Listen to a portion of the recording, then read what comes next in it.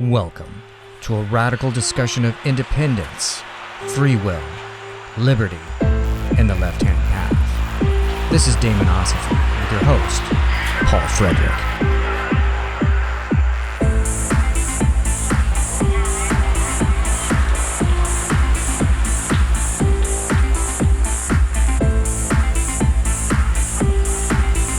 So that's why the audio is so clear. So your radio show. So we got to talk about that. I want to understand your radio show, what you're doing with it. So let me introduce you. I think we're live now. So let me introduce you so people know what we're talking about. All right. Welcome everybody. Today my guest is Janush Kostrewski, or Chester John Kasky, or some know him as Uncle John. That's how I know him, because he happens to be my uncle. Probably one of the primary reasons. If y'all went to the Flambeau Noir deal in Portland there a couple years back, Uncle John was with me there, tending the booth with me, doing tarot card readings, all kinds of great stuff. He's a retired trial attorney. He's been all over the world. He used to live in Greece, right? You used to live in Greece? I taught there for 30 years. See, that's so badass. But I never permanently lived there. Okay. So he's taught classes, published books on subjects of American history, Northwest history, Revolutionary War, history of warfare, flags, ghosts, serial killers. And he does seances, and he reads tarot cards. So, happy Easter, Uncle John, or happy lockdown. Welcome to the show. What's up? Well, I'm just sitting here enjoying the lockdown, but I'm always locked down. You know, I don't get out and roam around with people. So it hasn't made much difference for you? Oh, it's improved it dramatically. You know, if we continue the lockdown for another couple months, Spokane will be a halfway decent place to live in, you know, but the people are getting really bored with this lockdown. Walking my dogs yesterday in some public parks, I noticed big groups of people. And then this morning, there were some people wearing bunny ears. And, you know, it's like they're just revolting. Is a revolution on our hand. They've had enough of lockdown. Really? So the bunny ears is a revolutionary sign. So, I mean, do you think this Easter, is the holiday, is that the day that's going to break it? Is it going to break this cycle? Probably. You know, they ignore the fact that Jesus is probably smiting us. But, you know, I was walking my dogs yesterday in the neighborhood, and I noticed this pavilion that some people had erected in their yard, and they were dressed. They had a bunny there that was dressed in a bunny, and they were passing out candy, and they had a huge crowd of neighborhood 30 and 40 somethings with their kids, and they were passing out candy. About a third of them had masks on. I mean, I didn't have a mask on, but it's just like it's revolution. Mm-hmm. It's like it won't last much longer, especially with the ladies' hairdressers shut down, and my wife has just about had enough. I mean, she gets her nails done twice a month. This is it. So all I'm hearing about is nails and her gray hair that's showing. Oh yeah, and that's just a perfect example. When they shut down an economy, they can't predict. They think they're shutting down the wickedest places, the restaurants and the bars and stuff, but they can't predict all the other chain reactions that will happen for that. You know. No, the hysteria, you can't control women, the females either. I mean, they're like in charge. So as long as they're scared, that's fine. And when they stop being scared and get bored, that's terrible. That's revolution. Yeah. No, there's going to be a point where it breaks. So, I mean, and Easter, of all of the holidays, Easter's never been like my favorite holiday. It's just always kind of, you know, all right, it's there. But then now more so than ever, it's just like Easter is just like a celebration of we can't really do anything, you know? We just got to sit here and let it happen. So I know that you're really well-read and well-studied on mythology and history.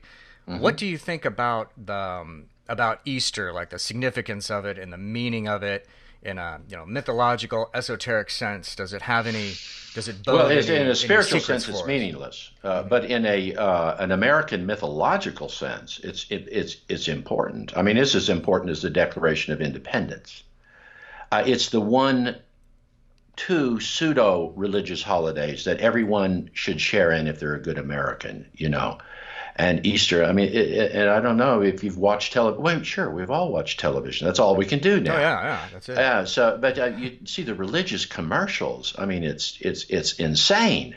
Mm-hmm. And the newscast, even on CNN, they have these priests and bishops and these preachers that are giving messages of hope, and they're saying, well, the coronavirus, this is a chance for us to return to God. I mean, it's strange, but it's a part of the American mythology that we are God ordained, and in God we trust. It's even on our money.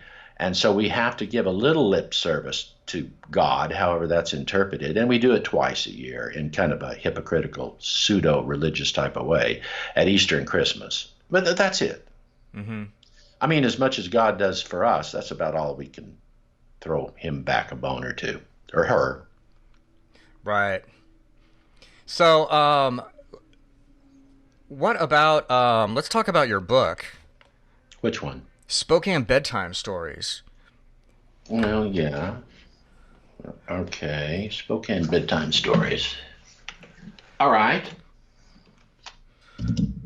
This is the latest book. So this is your new book, right? This is the latest and greatest. Yeah, it's the latest, but it's kind of a commercial. I don't usually do commercial stuff, but it's a commercial stuff. It's Weird Stories of Spokane. It's 50 stories of Spokane news thematically, fires, disasters, ghosts, things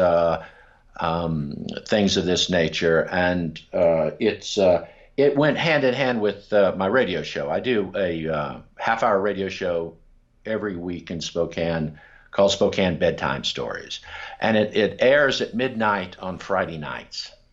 Midnight at Friday. Friday nights, and the station used to thought that, well, nobody's listening to the damn radio at midnight on Friday. No, they were wrong, because when they started taking off the show that my show replaced, they got a bunch of calls in. You're taking away our radio show at midnight. So I've been doing that a year, and that's a different story. Somehow, some ways, it ties into Spokane. I did one 2 weeks ago on the pandemics. We've had 6 pandemics in the United States since 1890, the Great Russian flu pandemic. Uh-huh. And then also, I highlighted Spokane's reaction to those pandemics. Mm-hmm. We're kind of on a sissy pandemic right now, because in the 1968 pandemic, 100,000 Americans died. We forget that. Yeah, but, so it's so popular right now. I mean, everyone's talking about pandemics. I mean, Netflix is making all these pandemic documentaries and stuff, and everyone knows like the 50 to 100 million died in the Spanish flu. Everyone knows this stuff now because everyone's going out and researching it. But the frustrating thing for me, or the interesting thing, is that the more you study these previous pandemics, it starts to look like this current one really isn't quite that bad. No, it's a sissy pandemic, but it's a great American pandemic, because everyone can get frightened. And the mayor of LA said it's okay to cry. I've cried, he's told everybody, because I've been so frightened. It's okay. And then we've had our little scare, and, less than, 20,000 people have died. And then we can go back and put on our bunny ears and enjoy Easter. Yeah. So it didn't really kill a bunch of people. I mean, yeah, maybe it'll. But the history of viruses is that they don't really want to kill the host. I mean, the 1819 pandemic, it was horrific when it first started. People would die within 6 hours, and they would exude blood from their eyes and their nose and their ears, all orifices of the body. It was so horrible, it just scared the bejesus out of everybody. But then it fairly quickly, like within 4 months, it morphed into a type of existence in which it would not kill a host, or just weak hosts. Mm-hmm. It ended up killing 70 million people, but most of them were in the first wave. I mean, the viruses, I do think, have a collective mentality, and it doesn't really pay for them to kill their host. I mean, they're not predatory in that sense because there's nowhere to go. Right. So they want a host that will tolerate them, and then they can insinuate themselves into the RNA and live on. Now, your cousin, my son Michael, he's got a PhD in medical biology from Tulane University in New Orleans. I threw out this to him 2 years ago. I said, well, Mike, is it possible, when I was studying viruses, that viruses or viral intrusions or insinuations into the human genome and chromosomal patterns was a major cause of evolution Mm-hmm. and the change Mm-hmm. of the genus Homo over time. And he says, yeah, he said that's on the cutting edge. That's what we think, as we meaning his own discipline think. That's what brings about evolutionary changes. The viruses that really insinuate themselves into the human genome, they don't leave. Mm-hmm. They just stay around, kind of like herpes. There's no cure for them, and they don't really leave. And is that connected with because like a virus runs through people and then eventually an immunity, the people build up an immunity to it. Does that Immunity in terms of not dying. right? I Yes. mean, immunity in terms of not dying, is that sort of a sign that okay, the virus is allowed to the virus has a home here in in this host because it won't kill them. They have an Yeah. immunity to it now. Yeah. Yeah, like in 2005, I probably according to my oncologists, caught a virus in the third world, either in Africa or Central America when I was there, maybe some wild parts of the Philippines. But they said, and this virus translocated to chains in my chromosomes, and it was permanent. I've got the virus to this day, and it was life-threatening, and I almost died. And that's why I like Houston so much, MD Anderson Hospital there. I went in on a cane and walked out. Mm-hmm. But at halfway through that, when there was like no hope of surviving, and there was no cure, quote unquote, for this type of cancer I had, it suddenly occurred to me that the secret is coping, is adapting. That this cancer, this viral-driven cancer, is going to be a permanent part of my personal genome, my chromosomes now, and I can live with that, and I can live with that, and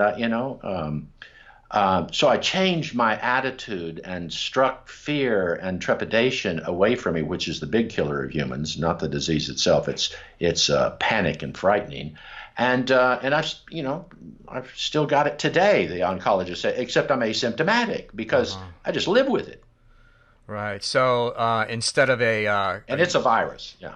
and you switched from a conflict model to more of a reconciliation model with the cancer or the virus. Exactly, exactly. So after I came to Spokane, the American Cancer Society wanted me to do counseling because I had survived this horrendous counseling and everything. And then, after like 4 months, they fired me.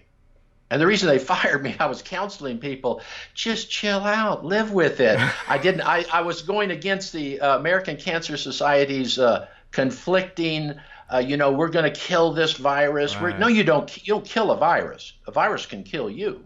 Uh-huh. It's just part of the natural makeup of the change of living species. Trees have cancer. And Right.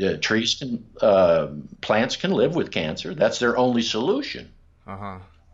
and they do.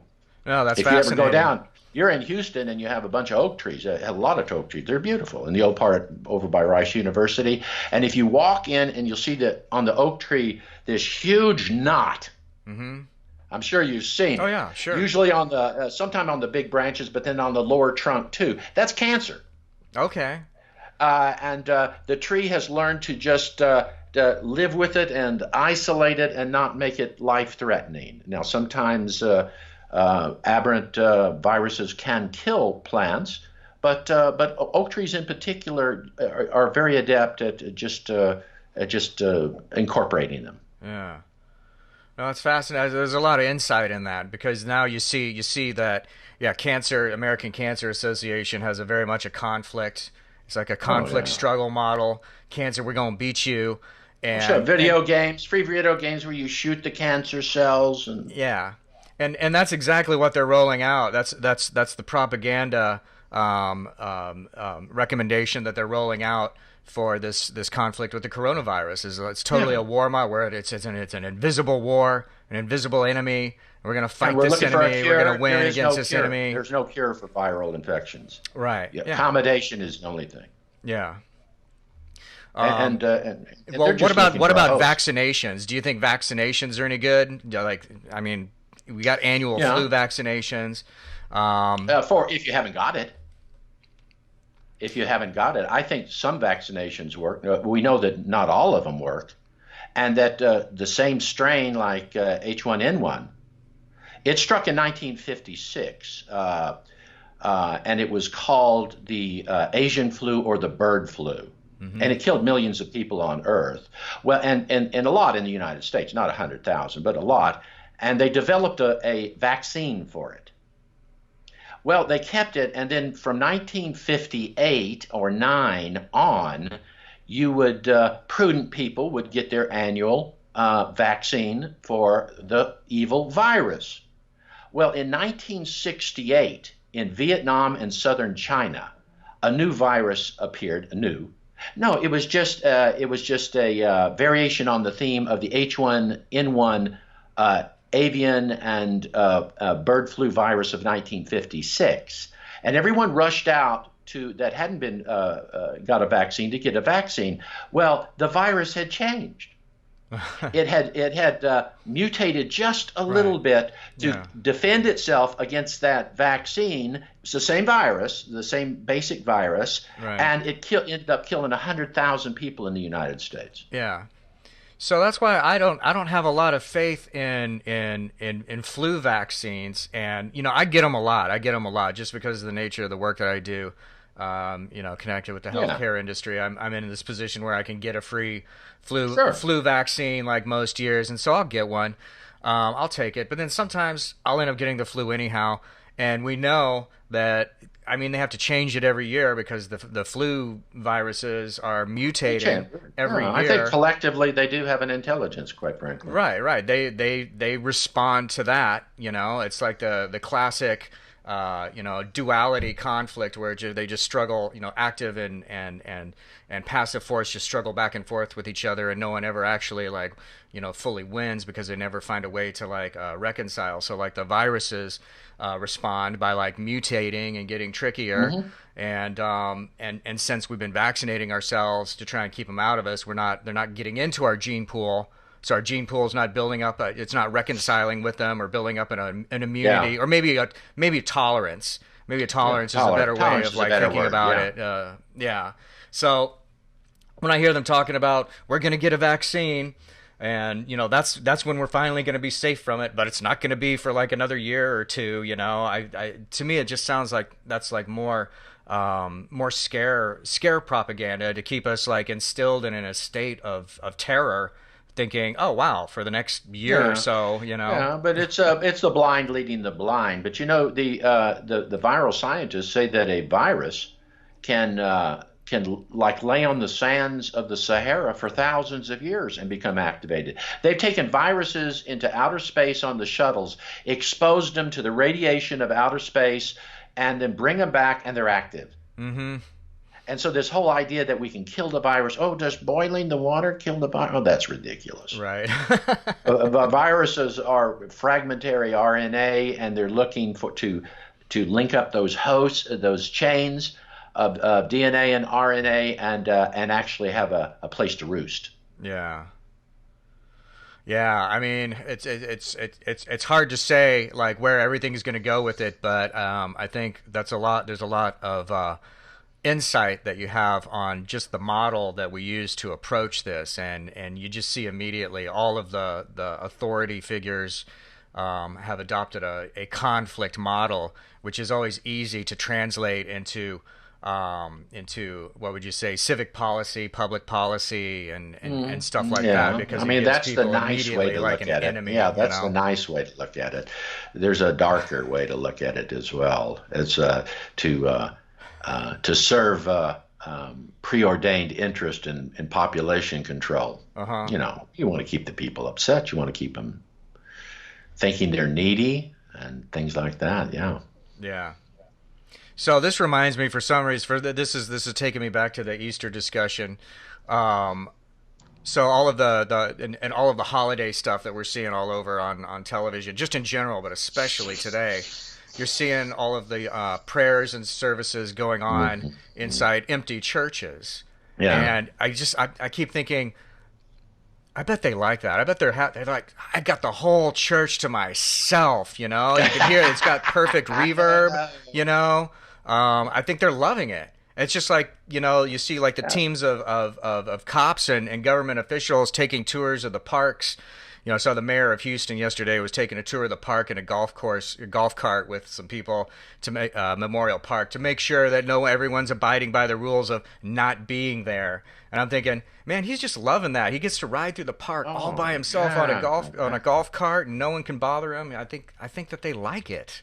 Oh, they love it. They love a good emergency. And this is a great emergency because it's a pseudo emergency. I'm not denigrating the whatever 20,000 people that have died, but it's not 20 million people. New York hasn't, and San Francisco haven't been H-bombed by the Chinese. There's the volcano outside of Seattle hasn't blown off and killed 5 million people. Or the super volcano that's in Yellowstone Park hasn't erupted and killed 50 million Americans. So it's not a real emergency in that sense, but it's controllable. Yeah. And nice. And you know, they got this idea that, you know, there's just this image of like, you know, hospitals are like, oh, people are dying in the streets and dying in the hallways and stuff like that. But then you also hear reports that, you know what, none of the hospitals are really at capacity yet. All this hoopla is like based upon estimates of, oh, it's, you know, next week or maybe the week after that, it's going to be really, really bad. But right now, it's like, I mean, they're working hard, and it's a win-win situation. Because if the people stop dying of the virus, then the politicians and the priests will say it's because of our prayers, and the politicians say it's because of our advanced, prophylactic measures that we used that kept it from spreading. So we're all heroes. It's a win-win situation. This is great. I mean, it doesn't get better if you're a politician. Yeah. So this reminded me of I recently read about a interesting cult. You know, I'm a connoisseur of weird cults. I love studying weird cults.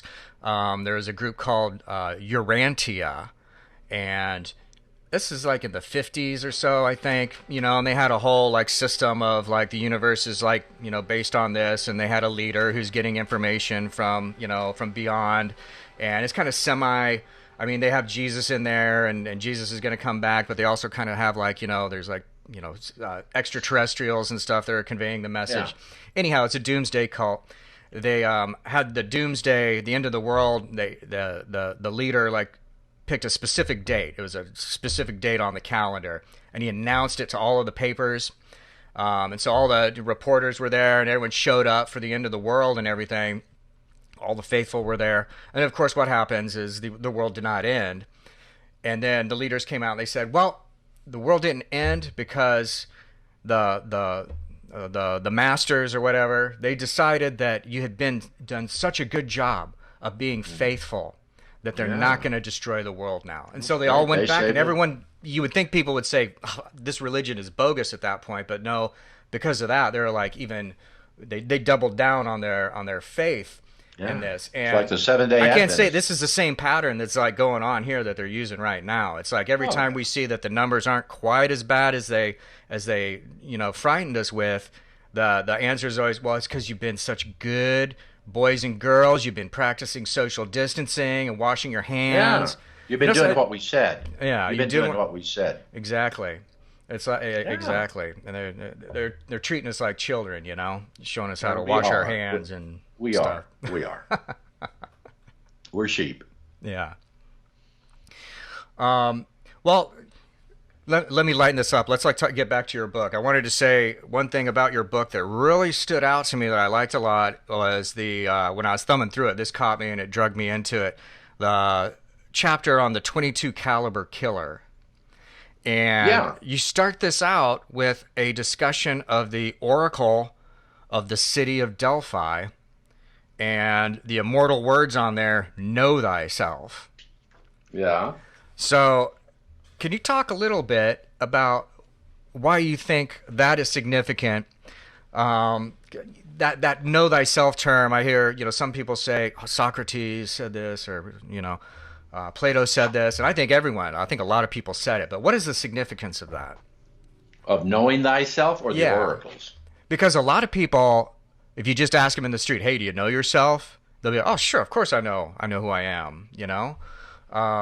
But do they really? Is there a reason why No. I they mean, made special emphasis of this, via the Oracle of Delphi and so forth? well, oracles have been around as long as Homo sapiens have been around. And the Greek oracles originated in specifically that form, that were also Christian oracles later on. We had Christian prophets and oracles. In ancient Egypt, the intermediary with the deities. So you went to an oracle to get questions answered that you couldn't answer yourself, presumably. And so then the oracles would speak in some Republican Democratic type of way that anything they say is potentially the truth. But the idea of know thyself in the Socratic view went further. It went to know who you in particular are, your own psyche, your own person. Now this isn't popular in an age that we live in which we have various forms of humanism as our secular religion, because we're more into groupthink and synchronism that's particularly destructive of the idea of knowing thyself.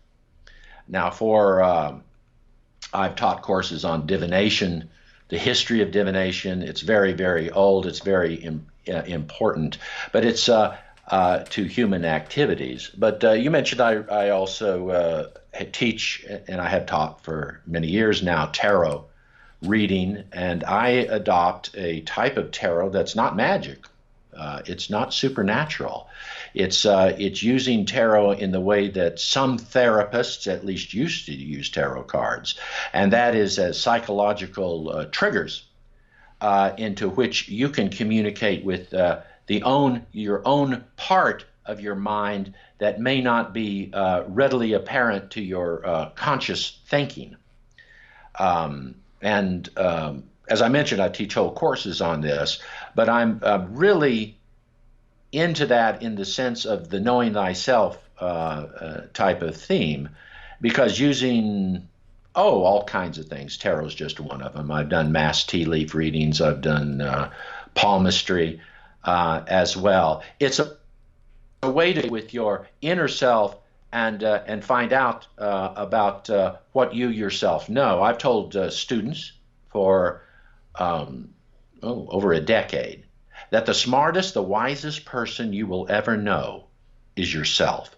You just have to get to know the recesses of your own mind, and it's empowering to use triggers at first if you need help, like tarot, like palmistry, tea leaf reading, triggers to help enter the recesses of your subconscious, or what scientists would call your unconscious mind, and have them bubble up, those memories, those insights, those feelings bubble up to your conscious mind. We have parts of our brain that record every sensory perception we've ever had since birth. But we only have in our conscious minds access to 10% of our memory. Now, if you sit down and you try very, very hard, you might remember the name and maybe the face of your kindergarten teacher, maybe. But in our subconscious, that has recorded sensory memories from birth, we know the names of every one of the children in that class. I mean, I know that sounds wild, but we have the vast majority of our memories that we have as humans. It goes straight to memory organs in our brain that and bypass our consciousness. So we have a lot of memories, a lot of sensory perceptions. We know a lot of things about humans, about our environment, about the situation about disease, about how our body has reacted to disease threats in the past.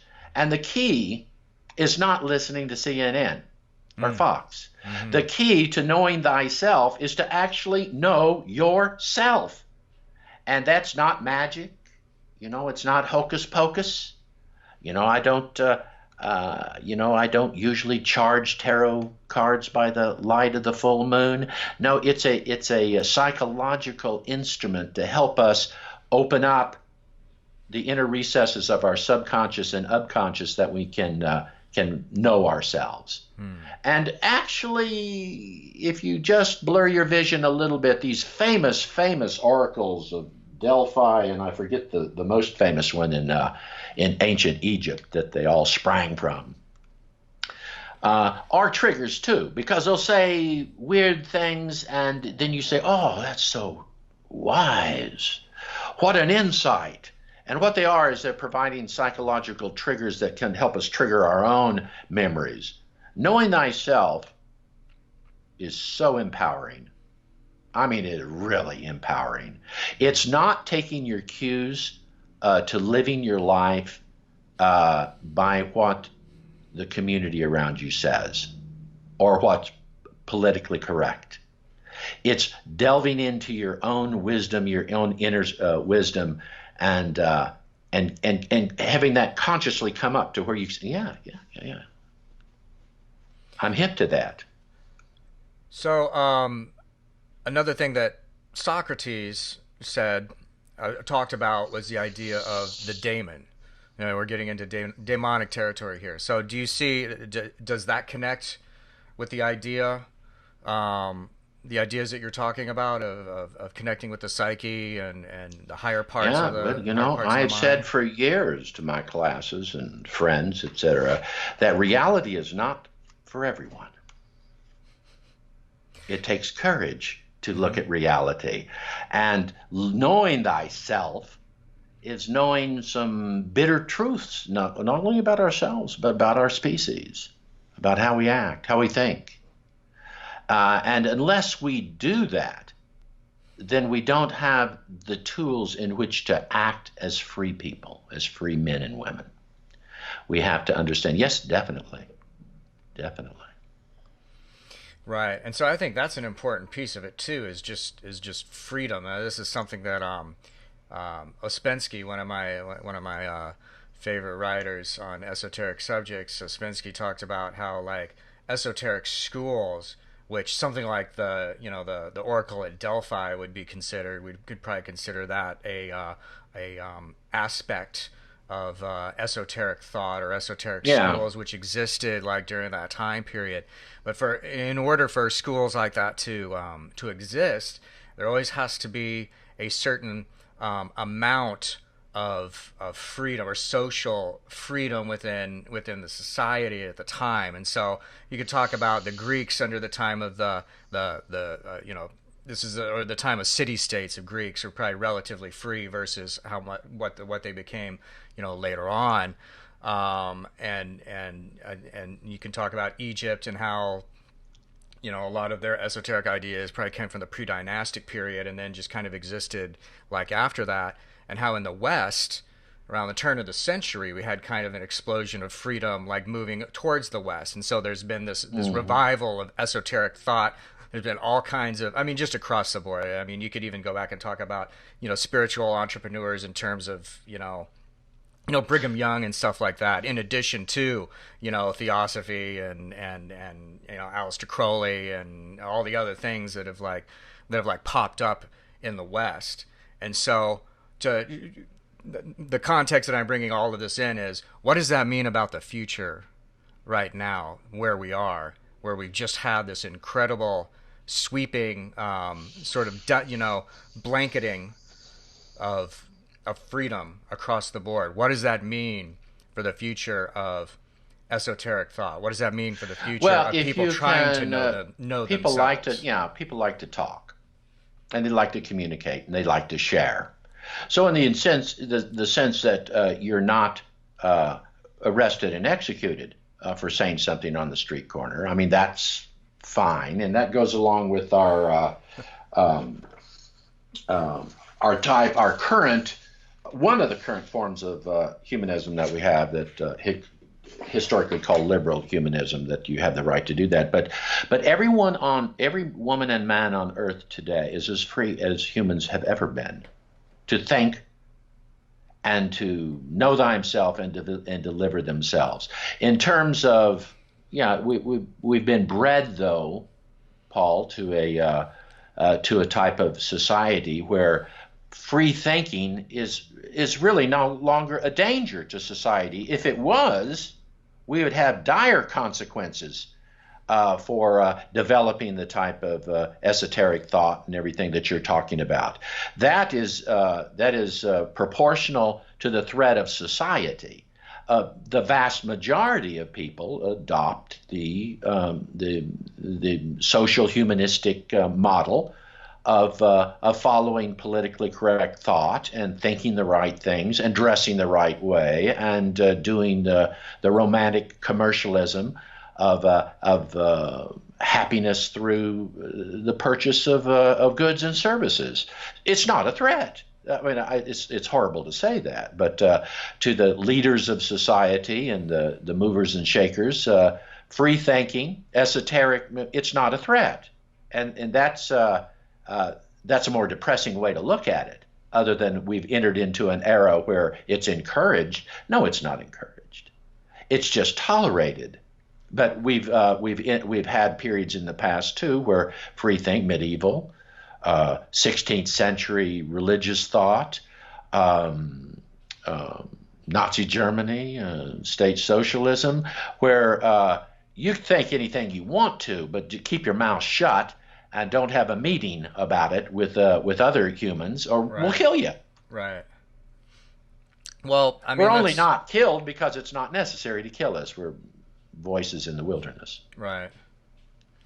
Well, they know that the words are connected with thoughts. So it's words are like the manifestations of thoughts. You know, Zarathustra had this good thoughts, good words, good deeds, like sort of Yeah. formula for stuff, and part of that is like the acknowledgement that these things are all connected.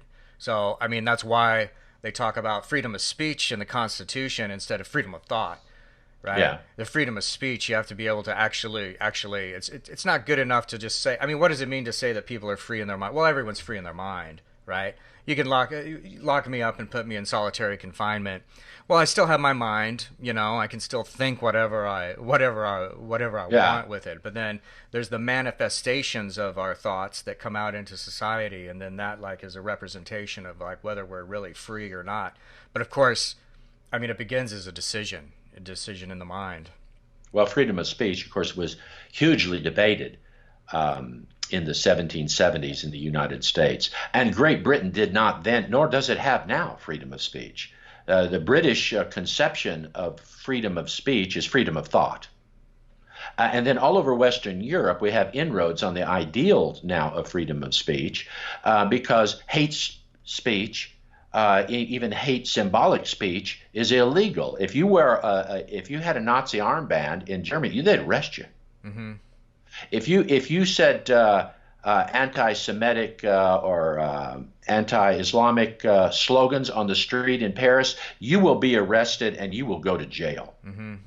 And the whole idea, we're confronting that now in an atmosphere of humanism in the United States, where there is a big movement to block non-politically correct speech and even make it illegal. Mm-hmm. And yet counterbalance to that is the liberal humanistic constitutional freedom of speech right that so far the Supreme Court of the United States has upheld.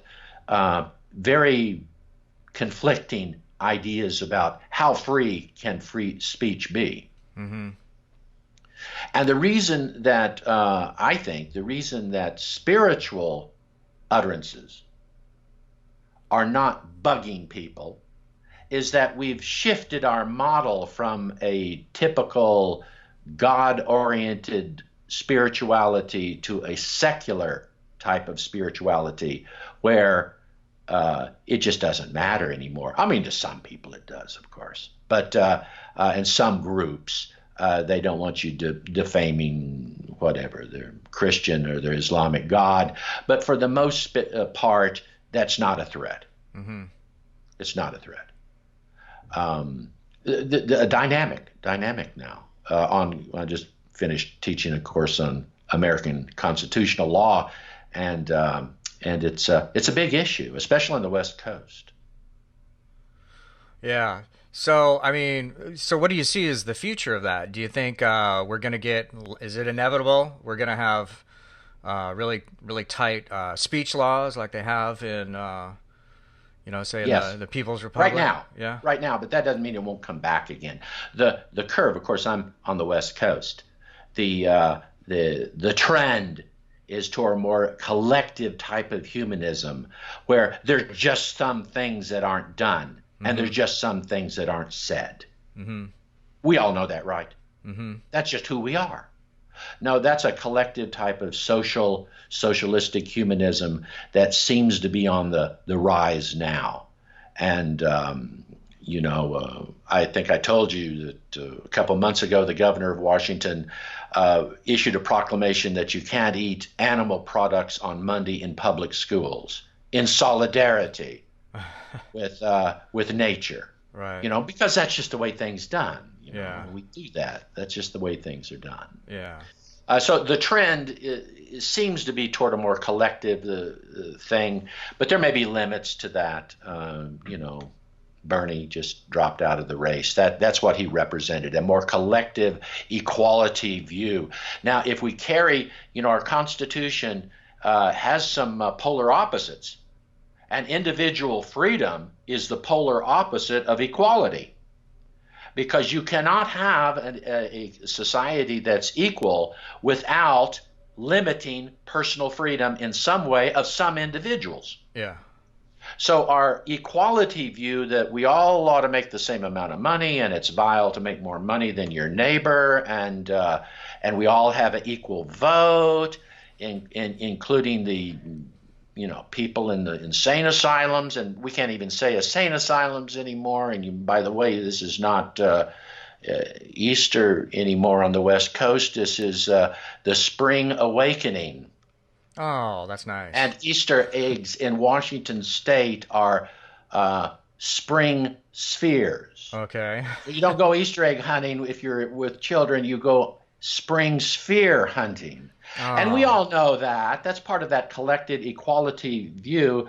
And it's a powerful current in our Constitution and our history, as well as, and then the polar opposite of that, of course, is personal freedom. Right. We hold these truths to be self-evident. All men were created equal, but they have an equal playing field and they can excel in personal freedom. So you've studied the Constitution, you've studied constitutional law a lot. So let me ask you this and see what you think of it. So regarding that seeming contradiction of liberty and equality, how they're not really, they're actually kind of different things, right? Because you can't have equality without taking away liberty and somehow forcing equal circumstances. I've heard one interpretation of that is the sense in which they meant equality is equality of opportunity, to guarantee equality of opportunity rather than equality of outcomes, right? Yes. Because equality of outcomes always requires the use of force. That's right? That's the traditional conservative American view, that all men are born equal. Right. But of course, the counter to that is, of course, we're not born equal. Right. If you're born into a rich family in Connecticut, and you have a $10 million endowment fund, and you go to play 4 years in Yale, and then you make enough connections that you can go in the oil business or whatever, that's not being born equal to the person in the ghetto. Right. But that is part of our important American myth. Yeah. So, but I mean, okay. So, can I play Yes, basketball like LeBron James? you have No, the no, because of how opportunity. I was born, there's no way I could ever play That's true. basketball like LeBron James. That's And an so unpleasant truth. that's not fair. So that's not fair. So how are we going to equalize that? Well, I mean, you can only shoot me up with so many steroids to get me even close to LeBron James. So you're going to have to like break his legs. So you break his legs, then No, maybe we're fair. you're going to have to limit the amount of money that you can make. You can get rid of professional athletics in colleges. You can put in grade limitations. So you have to earn a C to stay in college athlete. You can do, and we see all those trends Right. happening Yeah. because it is a belief. It's a religious belief Right. that all people are equal. Yeah. The greatest experiment of that type of social equality was in the Soviet Union. Uh-huh. That we're all in this together, we're all equal, and if we're all lower class poor people, we'll be in it together. And then we'll raise the collective thing. Now, the reason that failed may be genetic. I mean, according to Professor Harari of the Hebrew University, Homo sapiens sapiens, they're just bad people. Uh-huh. You know, they will cooperate and be loving as a group as long as it's in their best interest, and then they'll lie, cheat, steal, and murder, and even commit genocide if they feel that they're against the wall or it's in their best interest or that they can succeed at that. And that's really about I practiced law behind the Iron Curtain during the communist years in Poland. Okay. And really, what caused that curtain to come down was nothing about philosophy. It was about Levi jeans.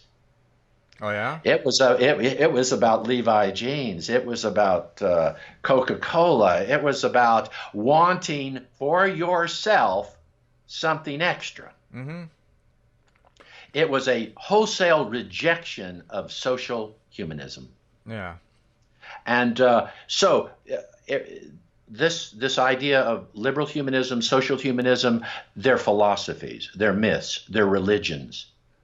The sad reality is that we have to look at the human genome and see where we are right now and see the limits of cooperation and the reality of greed. Mm-hmm.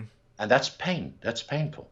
Mm-hmm. That's very painful. That's what you were talking about in terms of seeing the dark side as well as the light, looking into the inner, well, it's not dark or light, looking into the inner reality of our mind. Yeah, the inner reality of it. You can use the metaphor of looking into the darkness because, say, this is the hidden. These are the Yeah, hidden parts of yeah, the psyche, yeah, the forgotten parts of the psyche. So it's kind of yeah. It's not dark good or bad. It's just who we are. right. No, it's just who we are.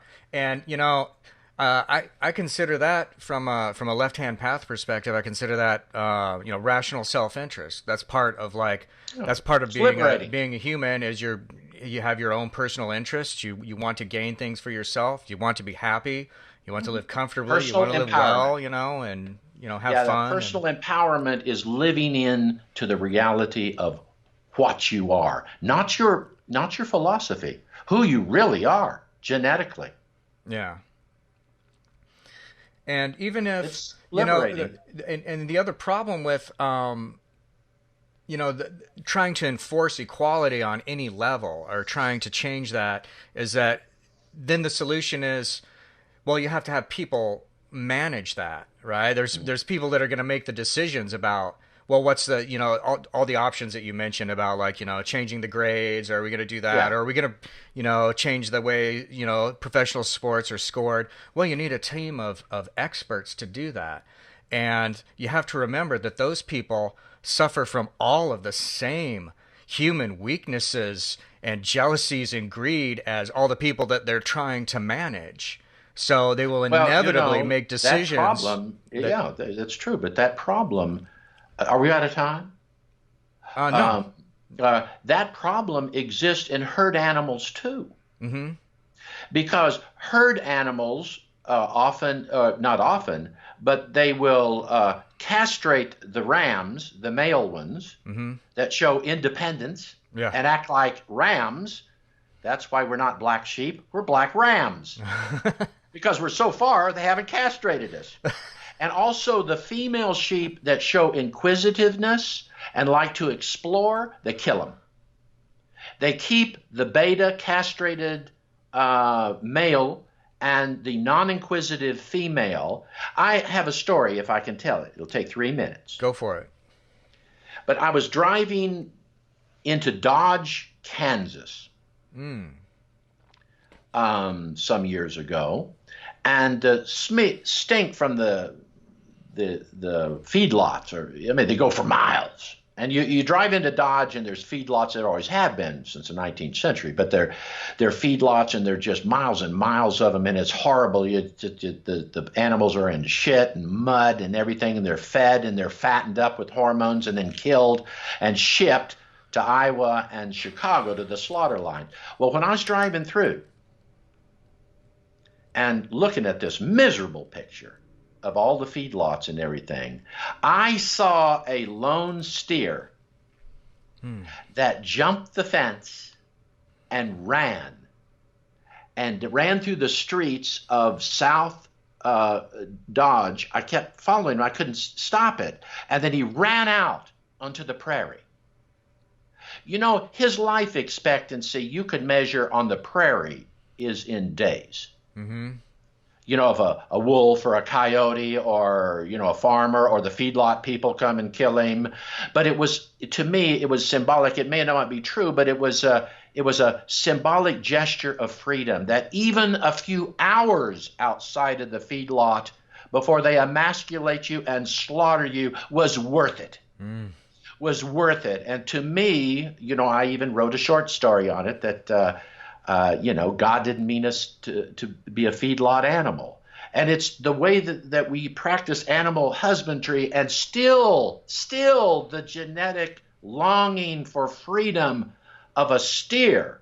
I mean, he had horns, the steer, to escape the feedlot and death and that collective. Now, hundreds of others didn't. They stayed there and drank the bad water. They ate the food. They took the hormones, and they got slaughtered. So it's around, and that urge is still there. I used to raise chickens, and I had a couple of guinea hens, and the chickens wouldn't go anywhere. I mean, they were just there. At night, they'd go back into their house, but the guinea hens didn't. The guinea hens that I tried to keep, they always flew away. They preferred life in the woods, where they would get eaten in short order, to that collective existence as a herd flock on the farm. I took these things very personal, and I think that they do apply to humans, because I do believe that there are attempts to keep humans as herd animals, as betas, as emasculated men, as women that are not inquisitive or empowered. But it takes a lot of effort, as you just mentioned. It takes a lot of effort. It failed in the Soviet Union. Hasn't failed exactly in China for other historical reasons, but it failed in the Soviet Union. And so when it's not a threat, esoteric beliefs, esoteric groups, freedom of speech, go for it. Who the shit is listening to you? Mm-hmm. Once people catch on that this is a serious business and start jumping the fence of the feedlot and running out into the prairie, then it becomes a danger. And the Soviet Union proved it can collapse your economy. It can collapse your society. Yeah. It takes a lot of effort and a lot of muscle power to hold people as in check. So is that what happened? Is that the story from the Gospels? Is basically Pontius Pilate, they started to realize, oh, wait, shit, this guy's a bull. He's trying to get out of the pen. Oh, for Jesus? Yeah. I don't know. I don't know if Jesus even lived. All right. So they crucified example, a lot of people. So you said Dodge. You said Dodge, and I thought, get the fuck out of Dodge. And I thought about, you wrote that's a great saying, yeah. Right, get out of Dodge. And see, that seems to tie in. And then I also thought, now you mentioned Dodge in another book of yours generations. Didn't you have a section where you talked about Dodge? Yeah, I told that story well, yeah, I told that story in Generations, or maybe the Confessions of a Religious Fanatic. It really stuck to me from a spiritual standpoint. Is being yourself, knowing thyself, and living in that reality. And isn't Dodge, like the history of Dodge with like gunfights and stuff like that, and Mhm. the Wild West? There's kind of a it's like a good like a polarized. It's like a polarized town, right? With like Sure, a sure. train North track, and it's Dodge like was the decent town. South Dodge was the horrible town. and like wrong side of the tracks. That term. Yeah, Oh, he came from wrong side of the tracks. That comes yeah. from Dodge Dodge, culture, right? right? Dodge. Right. That's fascinating. So, tell me about. I wanted you to talk a little bit about that book, so people know about that too. Confessions of a Religious Fanatic. Can we talk about that for a little bit? Sure, Tell sure. me about it. Well, I I had history as being a religious fanatic, but now I was raised atheist. I mean, totally atheist. But I became fascinated in college with the idea of religion and Christianity in particular. Now, my view of as I've practiced, read, and write, spoken about history for a long time, even when I was a trial lawyer. But my view of history is participatory. So I was I my wife at the time we started having children wanted to go to church. It was neither here nor there for me. So we joined the Episcopal Church. That's what she wanted to do. And then we joined the Roman Catholic Church. And then I represented priests free as a lawyer and got some horrible insights as a friggin' priest. They've got some horrible, you talk about confessions, and then also some Protestant preachers. But I enjoyed the fanaticism of Christianity. My view was, why be a Christian if you're just going to, drag yourself in and sit down in a pew? That's a waste of stinking time. And hear some hypocrite make a sermon. I wanted to participate in every type of Christian religion that I could. And so I really was fascinated with the charismatics in the Episcopal Church, the charismatics in the Roman Catholic Church, the Pentecostals, that basically believe this, that if there is a God, it's interactive, that it's not a deistic type of situation. It's that there is God participates for good or ill Hmm. in your life, and is present all the time, is even present in you. There's a panentheism in me for sure. Hmm. And so I was very active in all that. I was a minor church leader in the Episcopal Church, called a lay reader. And in the Roman Catholic Church, I was a communion server and a charismatic group men's leader, and then also then I wanted to see about the Protestant religion, so I started going to one of these wild Pentecostal churches, and then in that book I also talk about, in my world travels. I also went to Islamic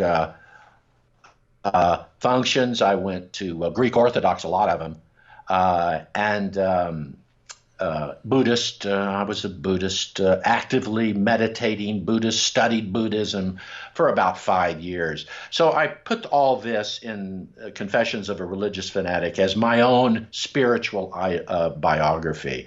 And in the midst of it, I have over 600 footnotes that talk about religious movements in the United States from the year 1800, maybe a little before that, to the present date, and the wild, crazy people that have emerged. I mean, absolutely insane Hmm. religious leaders from the Bopop, cult, the suicide cults, to everything, the Mormon history and whatever. So that's Yeah. that book, and that's kind of my personal Bible, because I can go back.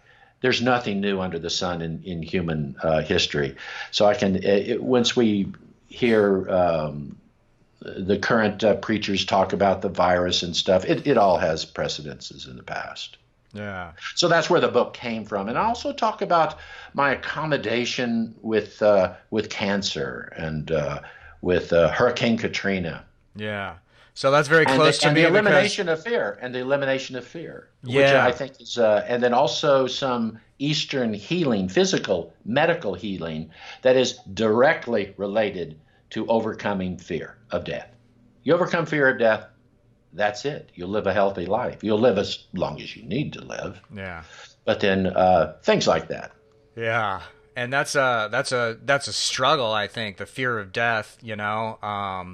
It's a struggle It's until it's not. right, right. It's like something that's Then it's very freeing when you don't.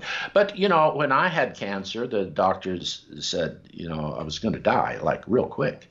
Well, I came to live with you. yeah, I know. I was going to So say this whole this in whole between this whole hospitalization, discussion is something very close to me because just so everybody who's listening knows, during this time right after Katrina, so I gave away all my stuff. I gave away my guns. I gave away yeah, my jewelry. I uh-huh, gave away my things that I'd inherited from my father and grandfather. I gave away my suits to uh-huh, charity. I had tailor-made suits. I took the doctors at their word. All my children, 5 children, came from all over the United States to be at me in my deathbed when I had tubes in it and everything. I uh-huh. wrote out my own funeral. My own funeral service, and then I had this. I won't say come to Jesus because Jesus wasn't in the discussion, but that come to Jesus thing where I realized that fear was the killer. You died of fear in cancer. Mm-hmm. And it read a lot up about cancer and viruses and things of this nature and overcame the fear. And I'm a poster child for the type of rare cancer that I had. I'm one of the 6% of people that lived beyond 3 years at the time. And now I'm on year 15 That's awesome. of having lived it. That's great. And if the oncologist said, no, you still got the virus, you still got the cancer. I just don't have any effects of it because of this whole accommodation thing to live without fear. And when you do that and you realize it's okay if you die.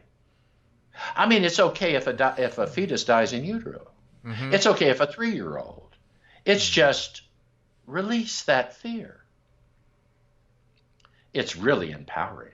Yeah. I mean, it's extremely empowering when you no longer are so afraid to die that you won't die. That's really the theme of the book. Yeah. Well, The sub silentio theme of the book. it's close to me because I remember that time period after Katrina when you came to Houston. I like to consider that my blood platelets, Yeah. helped. They helped, Yeah. helped in the struggle to so you could stick around long enough to overcome your fear and synthesize or consume Well, that experience and integrate it. and what prior, don't give a shit attitude and a nihilistic attitude, get drunk, fall down, piss on yourself, all that shit. That's part and parcel with just releasing it, just giving it up. Yeah. But as far as dying now, shit, I don't have to have a deathbed experience. I've already had it. Everybody's come to my bedside. They did that a decade and a half ago. Yeah. What is new about that? Yeah. That's awesome. Everybody should die. Yeah. So, So I've got this poem I wrote in my collected Buddhist poetry book, and it's a dialogue between you and your friend, and the friend says, I've got cancer, and it's incurable, and then the friend says, well, no, everything's curable. He says, well, how am I going to be cured of this cancer? And the answer is die. Die to self. yeah. Die to self, die to ego, and you'll live a happy life. Wow. Well, that's good. I can't top that. Oh, what about you got a new book coming out? This Horrible Day in Spokane History? Yeah. So I'm referred to by the mainline historians, academic historians, as the Gothic historian of Spokane or Eastern Washington, because they say, well, you always talk about the dark crap, the serial killers, the plagues, the stuff. And yes, I do, because it's so important to be complete. I talk about the serial killers, the abusers, the hatchet murders, not exclusively, but I include the natural disasters, because it is human tendency to forget all that. And if you read, I started reading when I started teaching the history of Spokane and the history of Washington for our local college. I started reading these nauseating books about history of these areas that were written at the time. I mean, they could make you puke. The Indians were also happy that the whites arrived, and the good Indians worked with the whites. The bad ones were driven away, and then the industrialist and the Gilded Age was a time of unprecedented wealth and happiness. And we didn't talk about prostitutes, and we didn't talk about disease. It took me a long time to find out about the Russian pandemic of 1890 because nothing was written on it. So I have to go back and pour through these newspaper articles at the time and these old references and come upon it. And I became convinced this isn't first grade, for God's sake. History is history, and it's important for people to understand the, quote, dark, end quote, side of their own human nature that brings this shit on themselves. The war, the pestilence, the genocide, the wife abuse, they bring it on themselves. And yet there's a tendency to cover it up. The historical lies and myths are one of the biggest cover-ups in certainly American history. So yeah, I'm the Gothic, I'm the dark one. So this horrible day in Spokane history is 366 entries of realistic things that happened on this day in Spokane history. And we've had our cases, I told you this morning. Mm-hmm. We've had more serial killers in Washington state than any other state in the Union except Virginia. Wow. And they're fun. They're interesting. I mean, everybody loves a good story. Hell, I've got books like this. The From Helmets to Headbands, Historic Hats and Head Coverings of America. Oh, okay. Sweet. Well, I have history books like this. I've got boxes of them in my attic. Nobody wants to buy them, but... Is that a picture of your son? Is a Mike on there? Yes. Yeah. Filled it with my family. That's awesome. And then, but you do this. Spooky Spokane. That's a picture of my wife. Oh yeah, nice. It's sad. She looked like a great widow. Oh yeah.